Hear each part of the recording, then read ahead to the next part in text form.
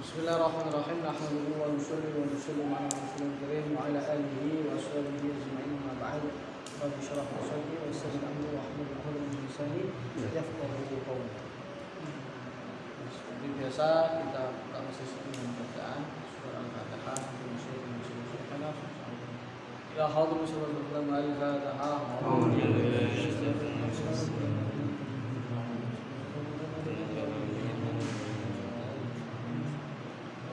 Oke, malam mulia ini malam Ramadan, insyaallah kita akan ngaji salah satu kitab yang banyak barokahnya dan banyak kesaktiannya. Kata para ulama, banyak orang jadi wali gara-gara kitab yang akan kita baca. Kitab Matan Al-Juhuni atau biasa dinamakan, bisa disebut Al-Muqaddimah Al-Juhuni. Paling pas ada alif panjangnya, kemudian jim, dhammah, ra di tasdid. Al-Juhuni yang dinisbatkan pada ayahnya musannif. Musannif kan namanya Muhammad bin Dawud. Nah, bapaknya musannif itu terkenal orang sufi. Sufi di bahasa Barbar namanya Al-Juhuni. Dan banyak ulama-ulama yang dari Barbar, termasuk ulama-ulama bahasa. Al-Busiri dari Barbar, termasuk Abu Hayyan, ulama ahli populer itu juga dari Barbar. Lahir dia Fas, Maroko. Muqaddimah Jurumiyah itu termasuk kitabnya bukan hanya seorang yang alim nahwu saja, tetapi orang yang mukhlis dan ahli ibadah. Orang yang alim terus ahli ibadah. Yang dikenal juga dilempar ke segoro atau ini ikhlas gak bakal kelas. Ini kan gak kelas. Dan betul memang kitabnya bobotnya mutaib. Bahkan Imam Suyuti 5 abad yang lalu atau 4 abad yang lalu mengatakan bukti bahwa kitab Jurumiyah ini banyak barokahnya, hampir seluruh santri pemula ngambil barokah dari Jurumiyah. Maksudnya pakai Jurumiyah. Itu 4 abad yang lalu. Dan ternyata sampai sekarang juga sama. Mulai di Afrika, di Mesir, kemudian di Asia Tengah, di Arab, sampai di Indonesia, belum ada yang bisa menggantikan matan Jurumiyah. Bahkan Syekhul Islam Zakaria Al-Ansari, beliau itu walaupun jadi guru besar Azhar ketika itu di Mesir sana, itu tidak pernah lupa dengan matan Jurumiyah. Sampai walaupun jadi masyayikh itu, walaupun jadi pimpinan ulama di zamannya, cik ngajar Jurumiyah. Ketika ditanyanya apa Syekh kok cik ikut Jurumiyah? Karena kitab inilah yang menjadikan saya sampai sekarang. Saya nggak mau lepas dari Jurumiyah. Jadi kalau di kawan ngajar Jurumiyah itu bilang, oh coba gini. Aku ini makomku alhamdulillah. Orang level Jurumiyah. Jurumiyah ini kitab sakral. Sakti barokah. Kan banyak yang futuh hatinya difutuh oleh Allah, jadi wali lah sekarang. Barokah kitab Jurumiyah. Makanya di Ramadan ini kita tabarkan. Walaupun mungkin kalian sudah paham kan, community bisa maksudnya Jurumiyah walak-walik. Nah, tetap kita ngaji ini tidak lain hanya tabarkan di bulan yang mulia ini dengan kitab Jurumiyah. Nah, kitab Jurumiyah dinamakan Muqaddimah. Muqaddimah itu kalau dalam bahasa literatur bukan berarti maknanya pendahuluan dalam buku. Muqaddimah kitab itu. Oleh Muqaddimah Rusia. Maksudnya Muqaddimah dalam kitab-kitab itu mujaz atau mukhtasar. Kitab-kitab yang ringkas. Kitab-kitab yang isinya itu enggak terlalu panjang tapi padat. Dan Muqaddimah itu tujuannya memang untuk dihafalkan. Para ulama menyusun kitab-kitab ringkas itu maksudnya memang untuk dihafal. Dan Muqaddimah itu juga ada tingkatan-tingkatannya. Ada Muqaddimah untuk pemula, ada Muqaddimah untuk kelas tengah, mutawasid, ada muqaddimah tingkat tinggi, level tinggi, muntahi. Dalam ilmu apa saja? Dalam fikih ada muqaddimah, dalam usul fikih ada muqaddimah, dalam nahwu pun juga ada muqaddimah. Muqaddimah dalam nahwu banyak. Kalau yang kelas dasar mubtadiin diantaranya muqaddimah ajurumnya. Di antaranya lagi mungkin ada pernah dengar kalian Mulhatul I'rab. Kalau di Temboro ada SPN, ada 78. Itu muqaddimah yang mubtadi. Ada muqaddimah mutawassit. Muqaddimah untuk kelas tengah. Kayak apa? Alfiyah bin Malik. Itu bagian dari muqaddimah, makanya kan dihafal. Nah, termasuk syarah kafiyah pernah kita kaji di dulu. Tapi cuma beberapa pertemuan. Itu termasuk muqaddimah yang mutawassit. Ada muqaddimah yang level tinggi. Di antaranya kitab At-Tashil. Kitabnya Ibnu Malik sendiri. Syekh Ibnu Malik itu kitabnya banyak. Ini yang terkenal Alfiyahnya, yang biasa disebut Alfiyah. Padahal nama aslinya Khulason. Kitab Khulason. Dia punya kitab lagi namanya Tashil. Termasuk Jamul Jawamiknya Imam Suyuti dalam nahwu. Imam Suyuti punya Jamul Jawamik dalam usul fikih, juga punya Jamul Jawamik dalam nahwu. Ini enggak terkenal. Tapi ini kata ulama termasuk kitab muqaddimah. Tapi muqaddimah yang kelas tinggi. Nah, muqaddimah jurumiyah ini muqaddimah kelas dasar. Nah, muqaddimah ini karena ringkas dan memang itu dia akhirnya kan butuh penjelasan. Nah, penjelasan namanya syarah. Di atasnya lagi syarahnya namanya hasyiah. Nah, kalau jurumiyah sendiri syarahnya banyak ratusan. Ini yang populer. Kalau di Indonesia termasuk Mukhtasar Dahlan, termasuk Mutam, termasuk Syarah Kafrawi. Nah, nanti insya Allah akan kita kaji.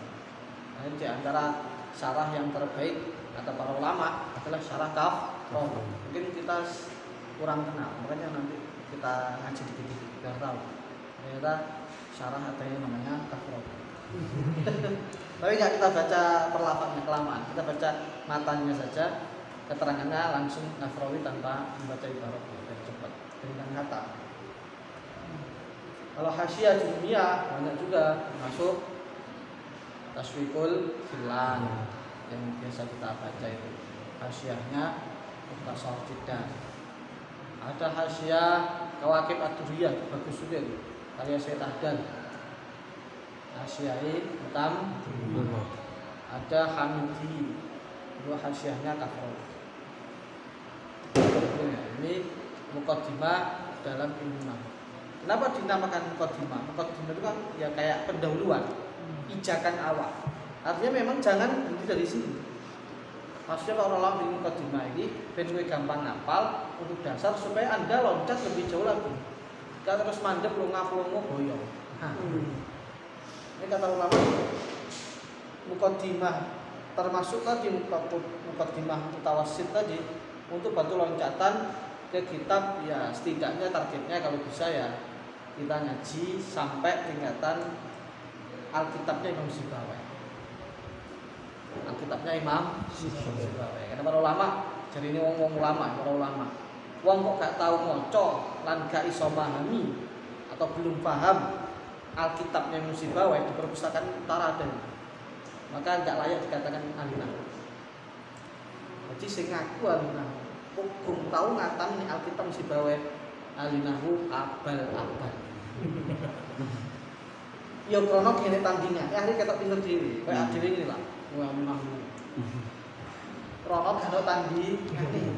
Ya kok kowe ning Papua lah. Kowe ning Papua dadi ahli nahwu, ahli fikih, ahli sufi, ahli sejarah, ahli kan. Krono musuhe ono. Jadi standar asli ahli nahwu iki minimale kowe tau khatam Alkitab Imam Sibawai, Al-Qur'an nahwu. Itu terus ada tapi itu syarah. Itu target kita baca. Selesai itu baru baca kitab-kitab yang lain. Dan kalau ilmu nahwu kita paten, insya Allah ilmu yang lain paten. Tapi sebaliknya nek ilmu nahune cacat, maka kata ulama sudah bisa dipastikan bahwa ilmunya cacat. Tafsir, hadis, usul fikih, kalam cacat kabeh.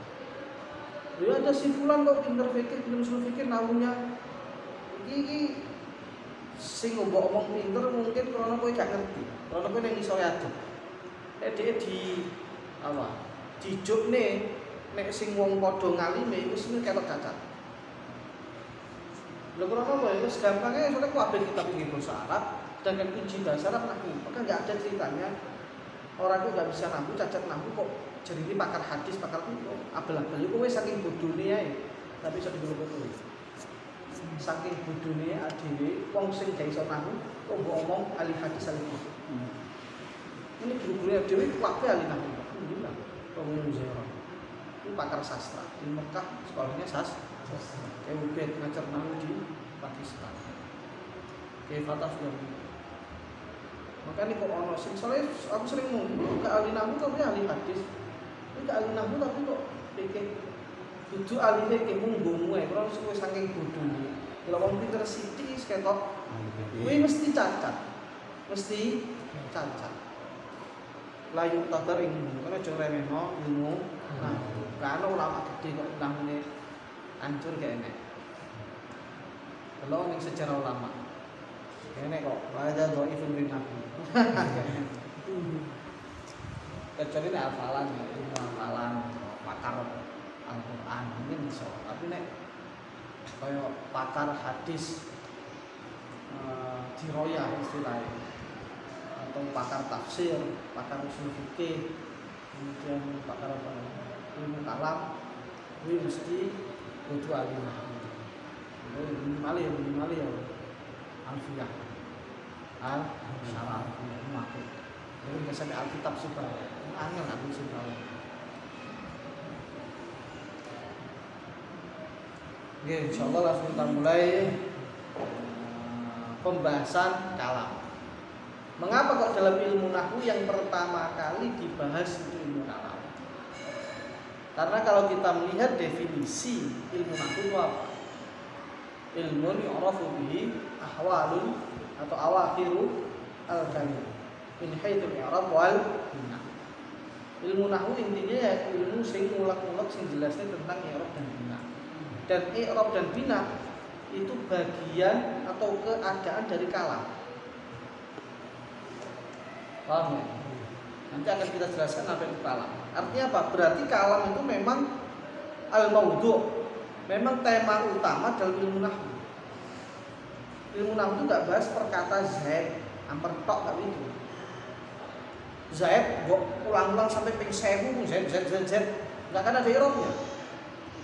Paham? Tapi ketika Anda rangkai dengan kalimat yang lain, maka disitulah akan kelihatan. Ini perlu dirofakkan kah, atau dinasobkan kah, atau dijerkan. Paham ya? Maka ilmu nahwu yang tadi, ilmu untuk mengetahui akhir kalimat dari segi i'rab dan bina, dan i'rab dan bina nggak bisa diketahui kecuali dirangkai. Berarti memang dalam ilmu nahwu yang pertama kali perlu kita ketahui adalah kalam. Tema inti ilmu nahwu itu makanya dalam matan dunia dan dalam matan-matan yang lain rata-rata dimulai dengan kalam. Dalam alfiyah itu juga dimulai dengan kalam. Karena kalam itu apa? Tema utama dalam ilmu nahwu. Apa itu kalam? Al-kalam al-lafzu al-murakkab al-mufidu bil waqt. Yang pertama, kalam adalah lafaz. Lafaz itu apa? Lafaz itu suara yang mengandung sebagian huruf hijaiyah. Artinya syarat pertama dikatakan lafaz itu kalau ada suara. Maka kalau yang masih di hati, terentak hati, nggak bisa dinamakan kalam. Dan mengandung huruf hijaiyah. Artinya walaupun ada suara, tapi kok nggak mengandung huruf hijaiyah, suara ketok, ini kan suara juga. Atau suara gemeng, tidak juga dikatakan kalam. Jadi kullu lafzin sautun wa laysa kullu sautin lafzun. Setiap lafaz mesti suara. lafaz itu mesti suara, tapi gak mesti suara, bila kadang-kadang ada suara tapi bukan lafaz. Paham ya? Kemudian al-lafzu yang kedua al-murakkab yang tersusun, terangkai dari dua kata minimalnya. Baik terangkainya secara malfuzon atau malfuzon istilahnya. Baik secara nampak lafadznya ataupun tidak nampak. Karena ada kadang lafadz itu kelihatannya satu tapi sebetulnya dua. Yang malfuz dulu yang nampak ya, seperti banyak kita contohkan jak zaitun, koma itu rangkaian kata yang nampak. Ada yang nggak nampak, kayak contohnya Ibnu Malik kastakin, istakin, kan ada sebutok. Padahal aslinya istakin anta. Atau kom itu walaupun kelihatannya satu, tapi sebenarnya dua. Istilahnya terangkai tapi manwiyan, nggak kelihatan. Nah, baik malfuzon atau ghairu malfuz, dua-duanya ini bisa dikatakan murakkab. Murakkab itu ada yang tadi nampak, ada yang tidak nampak. Yang ketiga al-mufid. Al-mufid itu ada dua maknanya. Yang satu disepakati, yang dua khilafiyah. Yang disepakati itu sebagaimana yang banyak kita baca di kitab-kitab nahwu yang kita pelajari, termasuk di Qaidul Uruf, termasuk di Syarah Mu'aqil. Apa itu mufid? Mufid itu kata-kata yang berfaedah sampai yahsulus sukut alaiha, sampai diam itu dianggap pantas. Artinya apa? Mutakallim itu sudah dinilai cukup untuk berkata, dan mukhatab atau mustami' sudah dianggap paham. Sudah dianggap paham. Itu jenenge mufid. Jadi kira-kira mukhatab itu sudah paham apa yang dikehendaki oleh mutakallim. Mafhum. Umpama koma zaitun. Koma zaid ngadeg. Zaid ngadeg. Ini kan mutakallim sudah cukup, dia nggak perlu nambah kata-kata lagi. Dan mukhatab seharusnya juga sudah paham apa maksud dari mutakallim. Maksud mutakallim kan ngasih tahu kalau Zaid berdiri atau Ustaz datang. Ustaz datang. Itu kan sudah memahamkan. Nah, ini namanya mufid. Lah mufid itu sebetulnya mufid yang definisi pertama ini ada dua macam. Ada yang intidharan tamman dengan intidharan naqisan. Tadi kan dikatakan bahwa mufid itu sekira diam itu pantas. Artinya mukhatab tidak perlu lagi menunggu. Lah menunggu itu ada dua macam. Ada menunggu sempurna, ada menunggu tidak sempurna. Yang bermasalah dalam mufid itu menunggu yang sempurna. Menunggunya parah. Mama koma, ngadeg. Apa ngadeg? Nah, ini kan si mukhatab perlu penjelasan. Nah, kalau itu nggak mufid. Nah, tapi ada yang menunggu. Sebetulnya ini menunggu juga, tapi nggak parah, sehingga tetap mufid. Contohnya apa? Fi'il tadi yang nggak Anda sebutkan maf'ulnya. Mau daraba zaitun. Zaid mukul. Zaid mukul itu mufid nggak? Ayo. Tanpa menyebutkan amron. Mufid. Lo kan dia nunggu jawaban. Iya nunggu, tapi nunggunya itu nakison. Nunggu sepele. Paham gak? Hanya untuk kesempurnaan. Sepenting dia kan paham dasarnya. Zaid mukul. Intinya itu Zaid mukul. Siapa yang dipukul itu sifatnya hanya menyempur. Dan makanya namanya maf'ul dan kawan-kawan itu fudlah. Artinya sekunder, nggak penting-penting amat. Kalau fi'il, fa'il, mubtada, khobar itu umdah, pokok, penting banget. Kalau satu nggak ada, satu kok terbuang, orang nggak paham, nggak mufid. Tapi kalau maf'ul B dikatakan fudlah. Ya memang orang itu pengennya ya disempurnakan, tapi andai kan nggak disebutkan itu nggak rusak. Paham nggak ini? Itu namanya intidhoron naqison. Kalau intidhoron taman yang betul-betul nunggu, jelas gak memahami, kayak ja'a atau ja'al lagi, datang orang apa? Silah tanpa mausul tanpa silah.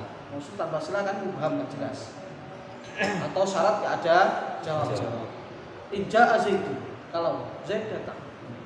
Ini kan intidhoron taman. Paham nggak? Ini mufid definisi pertama kan, kita semua tahu lah. Ada mufid definisi kedua. Ini nanti Pak terkenal. Apa itu? Mufid definisi kedua ini mungkin kalian jarang dengar. Yaitu ma yufidu ma'nan yumkinu ayyujahal. Sesuatu yang memberikan makna yang mungkin tidak diketahui. Artinya begini, jika mutakallim berkata tentang sesuatu yang sudah pasti, sudah jelas, sudah sangat mudah diketahui, ya bukan mufid. Contohnya begini,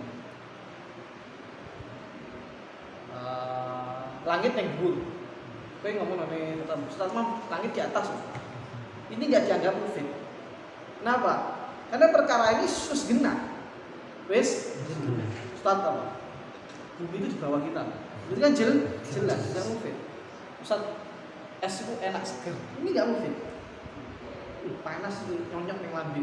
Nggak mufid. Mufid itu ketika ada kemungkinan untuk tidak tahu. Contohnya Zaid berdiri.